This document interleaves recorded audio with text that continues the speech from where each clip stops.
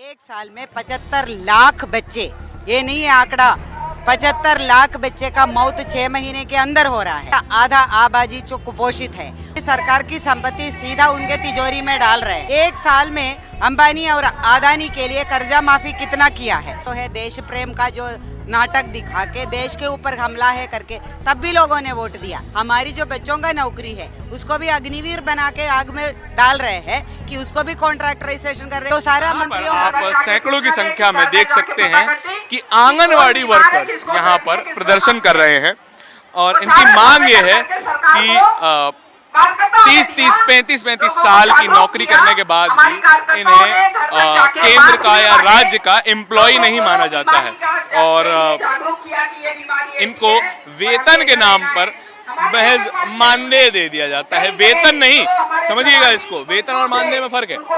महज मानदेय दे दिया जाता, सम्मान राशि। अब उस सम्मान, अब राशि सम्मान के लिए है तो सम्मान तो थोड़ा ही होगा और उसमें उनका घर कैसे चलता है वो यही लोग जानते हैं। आज तक ये पक्के नहीं किए गए हैं। 1995 में ये संस्था बनाई गई थी जिसमें आंगनवाड़ियों को, आंगनवाड़ी वर्कर्स को भर्ती किया गया था, लेकिन 1995 से लेकर आज 2022 में आज तक ये महिलाएं रिकॉग्नाइज नहीं की गई हैं as a government employ. Ma'am आज क्या मांगे लेके आए हैं?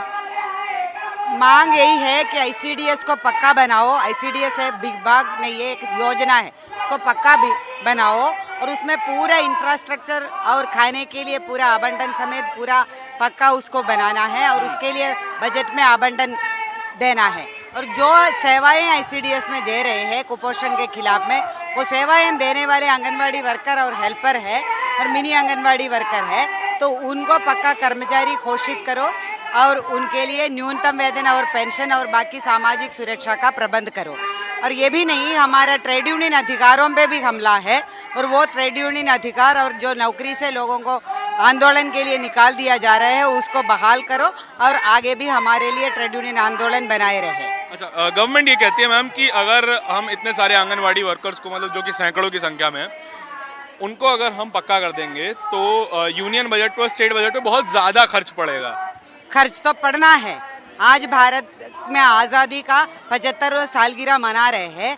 आज भी पूरे भारत सरकार के आंकड़े के मुताबिक एक साल में 75 लाख बच्चे, ये नहीं है आंकड़ा, 75 लाख बच्चे का मौत 6 महीने के अंदर हो रहा है। और जो बच्चे पैदा होता है 1 करोड़ 75 लाख बच्चे जिंदा बचता है, उनमें से आधा आबादी जो कुपोषित है, उसका ना कद है, ना उसका दिमागी विकास है, ना शारीरिक विकास है, तो ये, और उसमें से भी मृत्यु दर बहुत ज़्यादा है।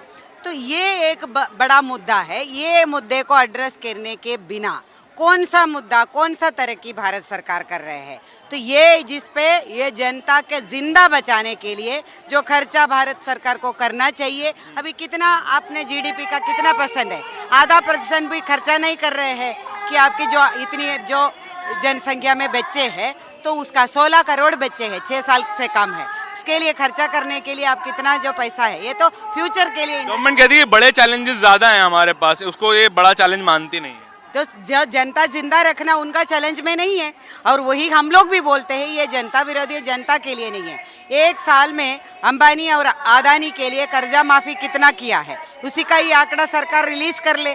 और जो बैंकों के अंदर में नॉन परफॉर्मिंग एसेट के नाम पे जो इनका कर्जा माफी अलग सा भी कर रहे हैं, टैक्स का भी छूट दे रहे और जो उनसे जो बैंक में लोन दे रहे उसका भी छूट दे रहे हैं, तो उसका आंकड़ा दे दो। लाखों करोड़ों का रुपया में आता है कि कम से कम पिछले 2-3-4 साल में 5 लाख करोड़ से ज़्यादा खर्चा उसमें किया है उनको माफ़ी देने के लिए। और 8 करोड़ जो बच्चे हैं आईसीडीएस जो कवर करते हैं और 2 करोड़ माएँ हैं, और उनके लिए जो है सिर्फ 16 करोड़ रुपया भी नहीं है, 16,000 करोड़ रुपया भी नहीं है। तो ये कौन सा खर्चा कर रहे हैं? और आज के दिन में सुप्रीम कोर्ट ने भी आदेश दिया है, इनका जो काम है ये पक्का काम है, फुल टाइम काम है और इनका ग्रेजुइटी का हकदार है, ये उनको देना चाहिए। और इनका जो ये वेजेस को वेजेस नहीं बोलते, ऑनरेरियम बोलते, ये ऑनरेरियम नहीं है, वेजेस है, ये सुप्रीम कोर्ट ने कहा है। और इसको उसका जो है वर्किंग कंडीशन में सुधार भी लाने के लिए सुप्रीम कोर्ट ने ऑर्डर दिया है, तो उसको लागू करवाने का मांग लेके हम आए हैं। अच्छा, अडानी अंबानी की बात आपने की। गवर्नमेंट का लॉजिक ये है कि हम अडानी अंबानी जो भी इतने बड़े कॉरपोरेट हाउसेज हैं उनको सहूलियतें इसलिए देते हैं क्योंकि वो जीडीपी में एक तो बहुत बड़े कंट्रीब्यूटर्स हैं और दूसरा ये कि वो बहुत ज़्यादा एम्प्लॉयमेंट जनरेट करते हैं। ये दो कारणों की वजह से हम उन्हें टैक्स का बेनिफिट ज़्यादा देते हैं। पिछले जो है अगर 5 साल में अंबानी और अदानी कितना एम्प्लॉयमेंट जनरेट किया, उनका इनकम तो जनरेट हुआ है सरकार, क्योंकि सरकार की संपत्ति सीधा उनके तिजोरी में डाल रहे हैं। ये टेक ओवर हो रहा है, नो कोई नया इन्वेस्टमेंट यहाँ आ रहे हैं, नया कोई एम्प्लॉयमेंट नहीं आ रहा है, ये टेक ओवर हो रहा है। जो भी बाकी जो चीज़ों जो है या जो छोटे उद्योग है उसका टेक ओवर हो रहा है और मोनोपोलाइजेशन हो रहा है, और इसमें कोई ये नहीं हो रहा है। नए एम्प्लॉयमेंट कितना जनरेट किया अंबानी ने, कितना अदानी ने जनरेट किया, सरकार आंकड़ा बताए हमें। और यहाँ पे बेरोजगारी इतना ज़्यादा हो गया कि पिछले सालों में कि इसीलिए तो ऐसा नौकरी में लोग जाने पे मजबूर हो रहे हैं। और आज भारत के अंदर में महिलाओं का जो है वर्क पार्टिसिपेशन है 16% है। तो इसका मतलब क्या है कि बाकी महिलाएं जो है कि 85% महिला यूं बैठे हैं, तो ये 16% के अंदर में भी ये महीने में 2250 रुपया मिलने वाले आंगनवाड़ी हेल्पर भी है, उसके अंदर में 13 लाख। तो इस तरीके का एम्प्लॉयमेंट भी कहाँ पे जनरेट हो रहा है ना। 8 घंटे का वेतन, 8 घंटे का ड्यूटी और न्यूनतम वेतन लागू नहीं है, वो कानून भी हटा रहे हैं। तो किस तरीके का ये एम्प्लॉयमेंट भी जो जनरेट हो रहा है उसका भी क्वालिटी क्या है जो जनता को जिंदा ना बचा पाए। अच्छा, आखिरी सवाल मेरा ये है कि आंगनवाड़ी वर्कर सभी महिलाएं हैं और इस गवर्नमेंट को सरकार में लाने के लिए महिलाओं का ही वोट बहुत बड़ा एक चंक है, तो फिर ये कॉन्ट्रास्ट कैसे है कि एक तरफ महिलाओं की आप बता रही हैं महिलाएं विरोधी सरकार है और दूसरी तरफ महिलाएं ही ज़्यादा सपोर्ट कैसे कर रही है, ये दो तरफा कैसे हो सकता है? सपोर्ट किया था और यही था कि यही सपना जो है यही भूल किया था यूपीए सरकार ने, जो इसलिए जो है उसका जो नीतियों के खिलाफ आईसीडीएस मिशन लेके आया था यूपीए सरकार ने, जो आईसीडीएस को ख़त्म करने के लिए, उसका निजीकरण करने के लिए, उसके खिलाफ में आंदोलन हुआ था।